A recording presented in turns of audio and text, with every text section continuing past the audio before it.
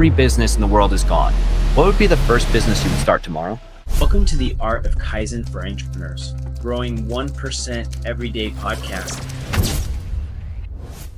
Hello, and welcome to the Art of Kaizen for Entrepreneurs podcast, where we discuss how to improve 1% every day in both business and in self. Today, we have a marketer that is helping companies use their brand to excel their business. Pamela Foley has been helping law firms for the last 10 years and now has an incredible new program helping women develop their executive presence and their personal brand. Thank you, Pamela, for joining us today. Thanks for having me. I'm excited to be here. Awesome. Where are you joining us today? Where are you located? I am in beautiful Denver, Colorado on a perfect 90-degree fall day. Oh, absolutely beautiful. Yeah. Normally in Florida, so we're dodging hurricanes right now, but that is beautiful to hear. Pamela, we talked a little bit before we started this conversation and a little bit of your background, and it seems that you've really excelled not at only understanding businesses' personal brand and understanding how to help them grow in the law space, but now you're moving into a new category where you're empowering women to really grow their company. Can you give me a little bit of background on how you got here and how you started this whole process? Yeah, absolutely. I really think it came from, well, let me back up for just a second. I've owned an agency for more than a decade. And over that time, we really have been sort of a traditional digital agency working with companies in the tech space and in the professional space, but most often with law firms because I am a former attorney. And I think the impetus to help women in business in particular started when I was an attorney, because my focus was as a divorce attorney. And I built my practice to 3 locations and dozens and hundreds of divorces over the course of a few years. And really found that I worked myself in a lot of ways out of a business because I wasn't talk about improving yourself 1%. I wasn't being the person or parent that I wanted to be because of the business that I was in. And I was missing things that with my small daughters at the time that I couldn't get back. And I made the decision that it wasn't worth it. And what I saw was that I was in an industry, and it continued when I went into marketing, but I was particularly in an industry that just wasn't friendly to women. And it just wasn't friendly to families in any way. I mean, men either, right? And I think that started the process a whole decade ago. And then worked in my agency to make money and built it up to a 7-figure agency, and then decided again that it wasn't worth it. And I really wanted to help people and give back. And I noticed in the space, whether it's for my law firm and professional services clients or for the people who are putting their name on my calendar to ask me what I've done, what I noticed was they didn't understand how to position themselves in a crowded marketplace with messaging, with story, and just defining their why in a lot of ways, which is not a new concept. So started helping people do that. And then I realized that even once they positioned themselves, they didn't know how to sell their services, to find out who to sell it to and how to close those deals. And so combining those together, I came up with this advisory service that I'm doing for women who've particularly left the corporate space and are now building out fractional roles. Because imagine how much more family friendly that is and how much more client friendly that is, right? Because you're not hiring full-time employees. You're getting the help you need when you need it from experts. And so it's the proverbial win-win. And I get to help people figure that out and sell it. Pamela, I absolutely love that. And what an incredible story. Starting off as an attorney, realizing that you wanted more time, you started an agency, and you're so good at developing the agency that it came and absorbed all your time as well, and then continue to pivot and adjust and absorb what you found to be your why. As Simon Sinek will say, finding your why and really putting it out into the world and doing it so that you're able to help people. I absolutely love that. So, and a lot of times, these whys stem from problems that we find in the industry. What was the main problem that you found that really got you excited? You highlighted a little bit about how they're away from home and it pulls away from their ability. But is there something more that we can dive into there of what you're doing differently, especially in this new product, to help women that you're seeing that is not really existing in the market? What's not really existing in the market is how to share their story. So women are not encouraged, right? To sell themselves in a lot of ways societally. And so they feel like they're being salesy or braggy if they're telling their story and talking about their expertise or even getting out there. They really feel like they're pushing themselves on somebody. And it's teaching them that it's okay to share their expertise and their amazingness, and then helping them stand out and share their story in a way that's unique. And it's just something, particularly for women sort of over 40 who've been in the corporate space for a while, and they just are a little bit lost. They don't know how to come into now an online marketplace where, they're talking to their box all day long and they're appearing on LinkedIn and they know they should be doing these things and they don't know what that means.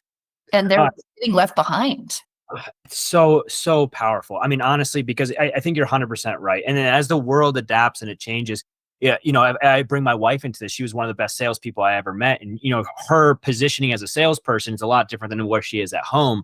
And I've always asked, where can we find that combination where you have that excitement that you do in sales, but you're able to bring that back home? And it's hard to find that positioning. The fact that you're empowering women to do that is so powerful. I love that. So in this practice that you're doing, outside of just, showing them the way and guiding them, is there anything specifically very unique? Obviously, you're working with just women, which is unique in itself, right? But in your practice and procedures, obviously, there's a different way to communicate with the women and get them to feel empowered through the process. You want to dive into some of your uniqueness in your actual practice and procedures in this new service? Sure, absolutely. I think what makes it a little bit different is it combines kind of the woo that you see in a lot of services, coaching services that are focused towards women, right? So we're going to talk about confidence and clarity and coming into yourself and really understanding who you want to be. But then we have to get real, right? Because I'm an attorney, and so I'm going to get real. So I want to talk about systems and business plan and truly selling. So the point is, if you develop this internal self-confidence that you're able to sell, because in a lot of ways, confidence equals competency in our marketplace. If you're able to build that for your online presence and then understand the systems, the kind of hard, less sexy stuff, the systems that you need to get out there and get clients. And then so much so that I guarantee that you'll get your first client, or I'll keep working with you until you do. For all the listeners out there, this is such a powerful aspect. If you're a female entrepreneur and you're listening to this right now, there's a lot of times where we walk into business and we're listening to how to develop operations, how to do marketing, how to do sales. But the one thing that is really lackluster on the back end is how to adjust your mindset so that you're confident through the process, so that you actually own the process and go through it wholeheartedly. Because if you don't, your first 5 or 6 failures will burn you out so bad that you want to stop. So I absolutely love that. Starting with the mindset, making sure they're positioning their mind and their actual self correctly, and then getting into, as you said, the less sexy stuff, the operating procedures, the SOPs, things of that nature. So do you have an ideal client that you like to work with? You mentioned before someone coming out of the corporate space, but can you define that a little bit better for you? Who's the person that just works perfectly with the system? Yeah, you know what? I think the very best people are people who have spent 10, 20 years even developing a skill set, right? Whether it's, I have one person in mind in particular, and that I keep in mind when I'm creating content, because you should definitely do that. And she was a chemist, and she worked her way up, came into operations, became a project manager over the course of a couple decades, built this incredible resume, ended up getting laid off a couple of times for lots of reasons, tech layoffs, age, just a lot of different reasons, and decided that maybe it's time to go out on her own. But the truth is, she doesn't know where she fits, right? Mm. So she doesn't know how to position herself in terms of who she can help, the story she can tell, even the ideal client that she's looking for. So it's really helping her wrap her head around A, going out on her own and what that really looks like. B, again, building that confidence and clarity around just what you need to do this. And then the business, building the business plan, whether it's the business plan and the marketing strategy, and then understanding how to implement that is the next.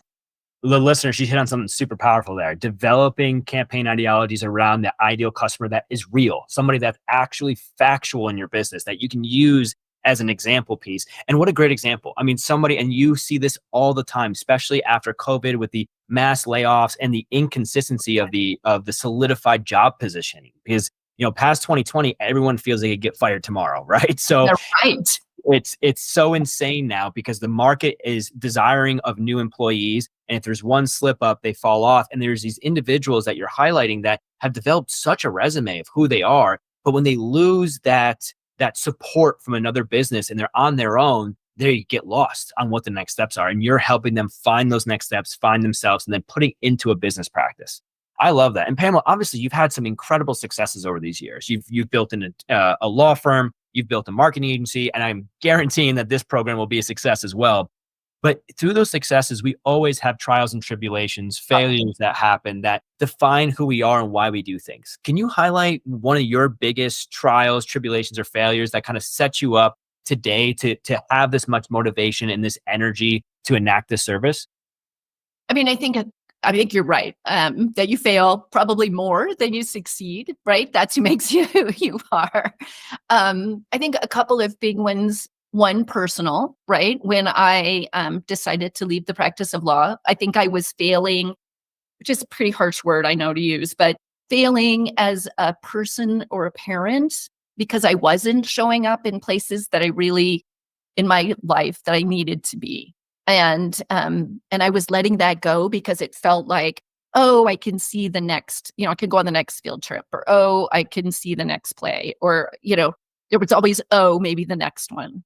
And making the decision that I didn't want to do that in my own life, especially as a divorce attorney, right? Because I was seeing people who made bad decisions and the consequences of that. And sometimes I guess they were good decisions, but that's a different episode. Yep. And then, so that was a failing that I think I worked hard to recover. And I gave up a professional position that, again, societally is something that defines us. And that was a hard thing to give up being an attorney. There's a lot of mourning in that. There's a lot of letting go. But I learned from it, and I learned who I wanted to be. And I was a little bit of a slow learner because I continued to make successful business decisions that cost personal payment, and learning to balance that was pretty important. And I think the other thing was in business, I think it took me a minute to figure out that you should, particularly in digital marketing, you should hire fast and fire fast. That I made fast decisions and then I allowed people to stay on that affected client output, particularly in the early days, because I didn't want to do all the things I just said women do, right? Be mean, make someone feel bad, affect their bottom line. But in the end, it was affecting my bottom line. I think that's an important lesson. And the other business lesson was when I took clients that weren't my ideal clients because I just wanted to say yes because I wanted the money, and it didn't work for me and it didn't work for them. So it was unfair for everybody. And when I stopped doing that, I started getting successful. Pamela, I love that. I mean, I've asked this question multiple times, and a lot of people will bring up a single aspect of what happened in their business or a hiring factor. I've heard that a lot. But the first point that you hit there is so powerful. You knew your why. You knew what motivated you. You knew what you wanted in this world, and you could feel that you weren't really hitting that. And you did everything you can to fix that process. Super, super powerful. Truly. I mean, I think that it brings up two different concepts in my head. One, a book, The 4 Agreements. Any listeners? If I love The 4 Agreements. Amazing book. But what that book really shows is that we make these agreements with yourself, and your agreement, I can hear it in your voice, is that I'm going to work hard and I'm going to be successful. No matter what it takes, I'm going to be successful in business. And you realize that success wasn't just the business. Success was also being the parent, right? So that's beautiful. And then the second concept that we use in our agency a lot is ikigai. It's a Japanese business term that means a balance between something that makes you happy, something that makes you healthy, and something that makes you healthy, right? It's a beautiful term. And a lot of people forget the first part. They forget the happiness. They'll be healthy and they'll be wealthy, but they do not remember that you have to find happiness in this world, because happiness is going to give you the motivation to drive further. And I can see from the smile on your face, you've gone through a lot, but you're in a very happy place now and you're pushing towards being even happier. I love that. Absolutely love that. The sooner people can figure that out, don't wait until you're like me and took 20 years to do it. The sooner you can figure it out, the better. Awesome. So let's move into the future a little bit. Obviously, you've gone through a lot of changes and you've adapted yourself, but you're in a position now where you're in a blue ocean, where you're offering a service that there's not many other individuals out there doing it. Where do you feel that the whole marketing industry or the growth of the business industry is going to go in the next 5 to 10 years? I actually really think part of why I'm jumping into this, because I think that the business world generally will continue to move more and more towards a fractional model. I think towards a contract kind of model. I think that AI is going to drive a lot of that. And it's not just in marketing. I think it's going to be true in the law. It's going to be true in many industries. It'll probably be true in software, mostly because businesses, because they have to move so fast and they have to pivot. A lot of times it doesn't make sense to hire, decades long employees that they're paying, salaries and they're paying benefits. And it sounds harsh, but the reality is if they want to make money, they probably can't do that in the space that we're in right now, which is going to drive people towards the fractional space, both employees and businesses. And so we have to be ready for that, because you're right. If you're working for somebody else's dream, 9 to 5, then you're just a number in a lot of spaces. And it could change tomorrow. And I truly believe that you should at least have a side hustle where you can protect yourself. It's funny. The last podcast I did before you, it had the same ideology, that they believed that it was going to get a lot more granular and factual. And when I first heard it, I was like, man, I believe that we're going to go through a cyclical cycle where there was a point where every agency offered everything in the world. And now we're getting into right? They offer everything. You start off and you're like, hey, I do Facebook ads. They're like, well, can you do SEO on your website? And, blah, blah. And everyone started getting into a position where they were a full service agency. Well, you realize that you're not doing everything to a level of excellence. And then these fractional factors come in. But, the more I've thought about this, especially hiring individuals and bringing people on, it's very hard to hire an individual now that can keep up with someone that's been running businesses for 10 to 15 years out of college, no matter what their position is. It's so much easier for them to be very good at a new tool, new service, or a specific aspect that you can come in and leverage and grow with that individual and then exit, and they can do it for the next company and the next company and the next company. So the fractional power of being a professionalism combined with the support of AI is, this last podcast and this one is kind of easing my mind towards that direction of like, we're going to see professionals in each category of the business, from marketing to sales to CRM to communication to branding to visual outlooks, so organic content. Each one of these are so granular nowadays. They really are difficult. If you think, the entrepreneurs out there, if you think you can go out to Fiverr and hire someone for $5 an hour to do your organic social media and you're going to find success, you'll get posts on your social media. You're not going to see any business return from it. It's a lot harder than what it was when the market was fresh 10 years ago, right? Yeah. And I think particularly in leadership, so in all those areas, it's hard to pay for people. It's hard to pay for 5 different experts. But if you do it when you're paying for fractionals, it's not as hard, right? You have somebody who's been doing marketing for 20 years. You have somebody that's doing branding for 20 years, CRMs that they really understand, and they can come in and create this strategy and create this implementation plan that then you can help the newer people that aren't as expert become experts. And that's where I think the fractional space will really grow. I love that. Alex Hormozi in his newest book, $100 Million Leads, really he said something in there towards the end of the book that says his biggest recommendations for marketing agencies: hire them for 90 days and be smart enough to absorb what they're doing and then let them go.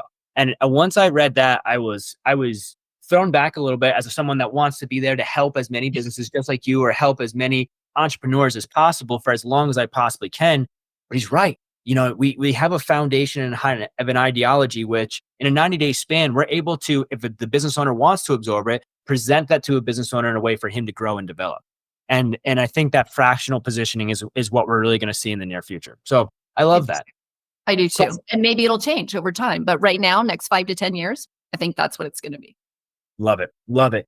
Let me ask you a little bit more of a personal question. This is one of my favorite questions on these podcasts is, how do you find your Kaizen? For the listeners out there, Kaizen is defined as a Japanese business philosophy that means a 1% improvement in both business and in self every single day. And as entrepreneurs in different categories, we always find different ways to absorb information or stay top of the market, or we have a network of individuals that we pull information from. What are you doing, Pamela, every day to find that improvement? Where do you go for information? Are you reading a lot? Do you have a great social circle you're developing? Where do you go to stay on top of trends and make sure you're improving yourself on a consistent basis? I see self-improvement as kind of a big picture. So among my many things that I've pivoted to, I've taught yoga for a very long time, and that's a huge part of who I am in my own personal space. So I do read a lot in terms of business development, improving 1%. So I'm reading everything from Sahil, I'm sure I'm massacring his name, but Sahil Bloom's Curiosity newsletter, and stuff from Justin Welsh to I have probably 10 books on my desk that I'm reading at any one. Everybody, if you're not watching this and you're just listening, if you go to the YouTube, you can see in her background, she just has a bookshelf with books up and down it, right? Yeah. So I am reading a lot and staying up to date and just learning all of the time. And then I do the same thing in personal development. Like I've gotten really into longevity and really into kind of this science that's developing around that, which is not that different than business, right? And reading like Peter Attia's stuff, and I just started Good Energy. I'm just absorbing all the time. Just a student Life of the is a world. lesson. Yeah. I love that. And listen, you're for the listeners out there and everyone watching this, you're talking to someone that's already created 2 very, very successful businesses, where at any point she could have just stepped back and be like, I know what I know, I'm good, and I can coast along in life. And she's still trying to progress herself and find her Kaizen, find her ability to grow and embody that ideology every single day. Awesome. Pamela, Yes. you're an incredible entrepreneur, an amazing business owner. I do have a bonus question for you. Have you ever heard of the book Atlas Shrugs? Oh, yes, of course. Awesome. Yeah. Awesome. So the listeners out there, super long book, very, very big. But the ideology of the book is that us as business owners, Pamela, myself, any entrepreneurs listening to this, you put the stress of the world on your shoulders every single day. And what would happen to this world if we gave up on running businesses? If all the business owners, which let's not get it confused, business owners that have ideas and actually enact them in the world is what changes and evolves the world every single day. So my question to you, Pamela, what happens if today Atlas Shrugged, all of us, you, me, every business owner just decides to cancel their company and every business in the world is gone? What would be the first business you would start tomorrow? Well, it would certainly affect the American economy, wouldn't it? Because we're very entrepreneurial. What would be the business I'd start tomorrow? Exactly what I'm doing. I would start coaching and helping other people to do it. I absolutely time to write my own book because I'm no candid, but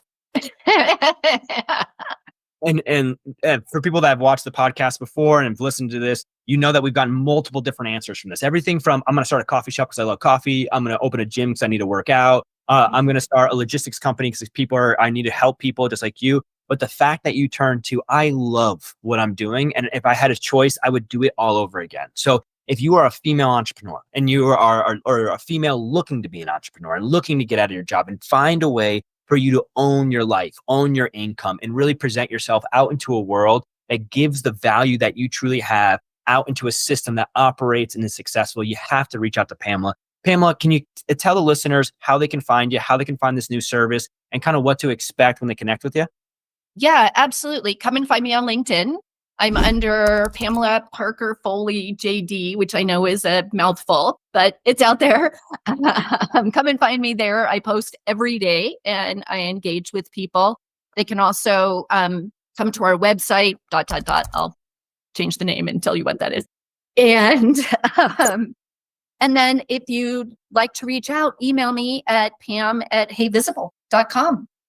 Absolutely beautiful.